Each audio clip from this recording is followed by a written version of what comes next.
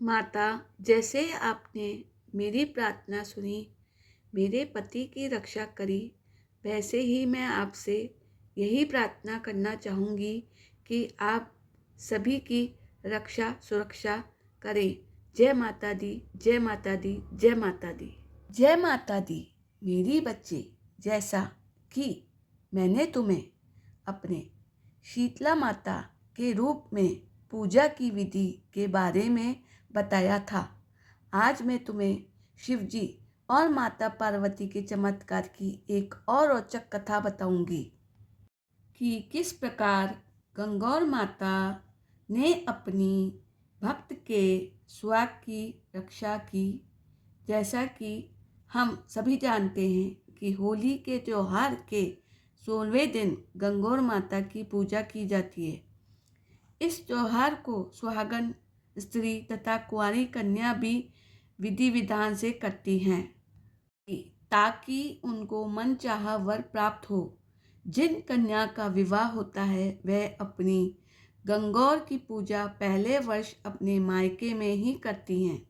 इसलिए वे होली जलने के दूसरे दिन से ही होली की राख से वही मिट्टी की पिन्नी बनाती हैं।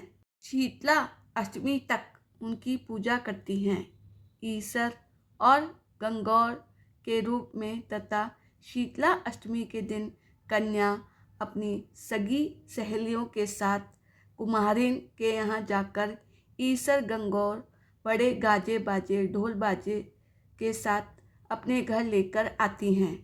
इस दिन छोटे छोटे बच्चे दूल्हा दुल्हन बनकर निकलते हैं जो कि ईसर गंगौर के प्रतीक होते हैं।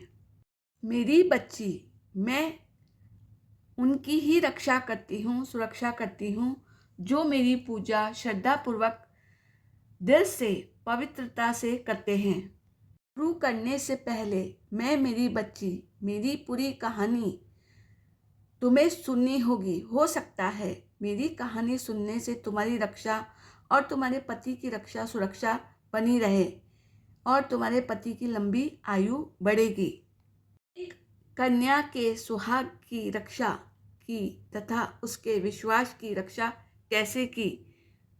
दीदी बचपन से ही शिव जी की बड़ी भक्त थी तथा वह नियम से शंकर जी की पूजा करती थी। बचपन से ही उसके मन में शिव जी के प्रति बड़ी श्रद्धा थी। जब वे विवाह के योग हुई तो उसके माता पिता ने उसके लिए वर खोजना शुरू किया। सुनिधि ने शिवजी के मंदिर में जाकर के प्रार्थना की कि हे भोलेनाथ, जैसे माता पार्वती ने आपको इतनी तपस्या से पाया, मुझे भी आपके जैसा ही वर प्राप्त हो, ऐसा आशीर्वाद दीजिएगा। ने 16 सोमवार के व्रत भी रखे। थोड़े ही दिनों बाद उसके घर के पास के ही गांव से एक युवक सदाशिव के विवाह का रिश्ता उसके लिए आया। सदाशिव भी शंकर भगवान का परम भक्त था। दोनों का विवाह हो गया। अब सुनिधि और सदाशिव दोनों नियम से भोलेनाथ और माता पार्वती की पूजा किया करते थे।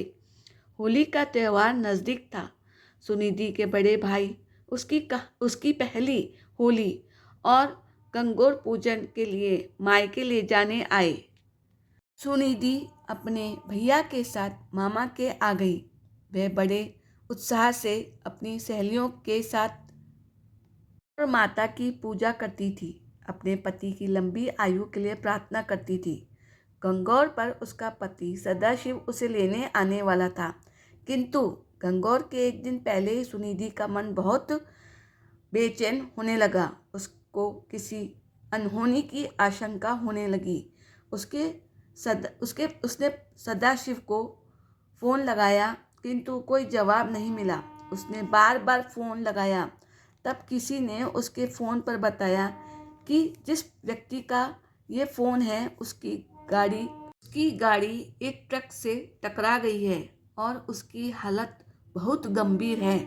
सुनिधि के आंखों में अंधेरा छा गया।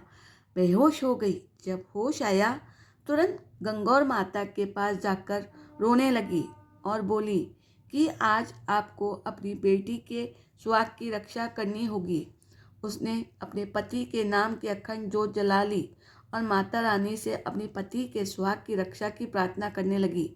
तभी वहाँ पर एक वृद्ध स्त्री आई और उन्होंने उसके हाथ में एक सिंदूर की डिब्बी और चूड़ी दी और बोली बेटा, ये गंगौर माता को पहना दो, थोड़ी मेहंदी भी लगा देना। मैं अपने साथ लाना भूल गई। और सुन, इस प्रसाद को तुम तुरंत ही अपने पति के नाम से पहन लेना। माता रानी को सुनिधि की बिंदी चूड़ी चढ़ा करके जैसे ही मुड़ी तो वह वृद्ध स्त्री वहां पर नहीं थी। सुनिधि की आंखों में आंसुओं की धारा बहने लगी कि माता रानी, आज आपने साक्षात दर्शन दिए। अस्पताल से फोन आया कि उसके पति को होश आ गया है। इस प्रकार गंगौर माता ने उसके सुहाग की रक्षा की। जो सभी इस कथा को श्रद्धा पूर्वक से ध्यान से सुनते हैं, उस पर माता का आशीर्वाद हमेशा प्राप्त होता रहता है। जय माता दी। राधे राधे। जय श्री कृष्णा। दोस्तों, कैसी लगी आज की मेरे द्वारा गंगौर माता की कहानी? अपने अगले वीडियो में फिर हाजिर होंगी आप सबके लिए एक और कहानी लेकर के। राधे राधे। जय श्री कृष्णा।